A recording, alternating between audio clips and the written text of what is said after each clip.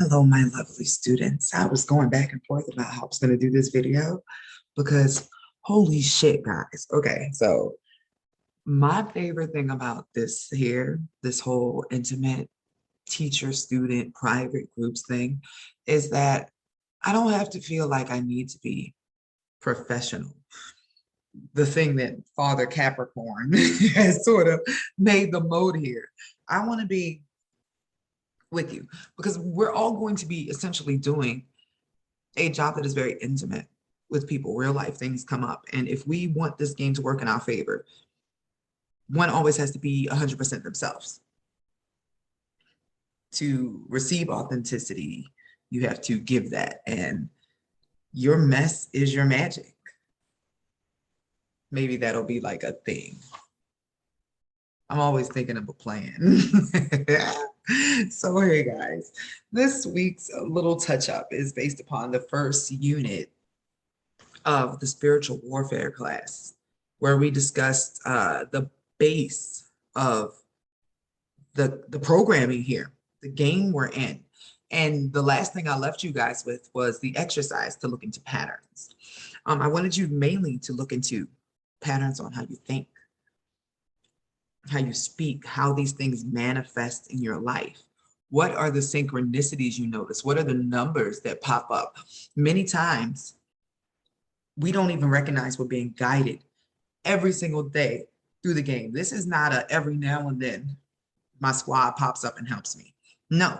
And it's important that if you don't feel like you're connected like that, and you don't feel like you're getting messages on a regular, that you remember this is like a freaking wrestling ring, guys. You remember watching wrestling when you were little and how it would be a tag team, but only one person can be in the ring at a time? That is how it works here. To participate in the game, you have to be in a body.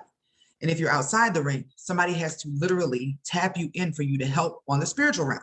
That's what your ancestors are. That's what your angels are. That's what your guides are. You literally have to say, or remember in the moment. That's what staying conscious is, remembering that you are in charge of the game. That you could say, hey, guys, this is too much for me. I need help with A, B, C, and D. And then let it go. The next thing you know, you'll be inspired to do something that solves your problem. And listening to your intuition immediately, once you recognize a sign, is the key to being guided through this. It's called inspired action. I actually got this information on the inspired action, which I've been working on, like trying not to let life dart in between you and the things that you have to do. Because technically the simulation is I don't want to say escape room, but it's a little bit of a game where darts are coming at you, distraction things as you're trying to get through the game, and ascend, which is the end goal, to pass away while you're in your sleep by your own will, by your decision. That is what I believe ascension is meant to be. You leaving when you decide to, like you have mastered your journey. With that being the case, you are going to go through a lot of freaking hurdles on the way. And you need your guides. You need the signs. That is why, first and foremost, that was the chapter I decided to start you guys with.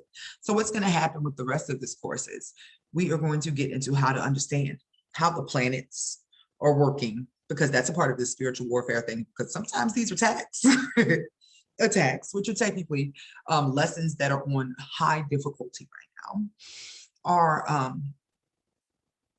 meant to hurt you by the people that turned it up on high, but are actually being turned in your favor, shit to sugar, as are most things here.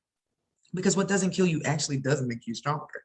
After you overcome, you have a new fuel, you have a new fire, you have a new understanding of something that you didn't even know was possible. And it opens up your mind to understanding, hey, I can do damn anything if I overcame this, something I did not think I was going to. So it's really important in the beginning to understand the character that you're playing, how other people's characters interact with you, and how these planets interact with you. The last parts of this class, or this 4-week series of spiritual warfare, are going to be focused on the 3D.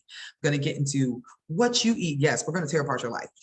What you eat, how you meditate, your chakras, all the physical parts of you that connect you to your spiritual body, so that you can understand how your radio receiver is working in the physical. And that's going to round out all this information. So you will have a full understanding of what to do on a daily basis to keep your stuff up, how to look at your chart and understand what's coming at you how to notice what your guides are saying to you, how to call for help, how to fight in your dreams, because that's super important, especially during these times, how to sort of cast things out and how to pull things in are the last parts of this, because they are actually going to be the most physical, the most taxing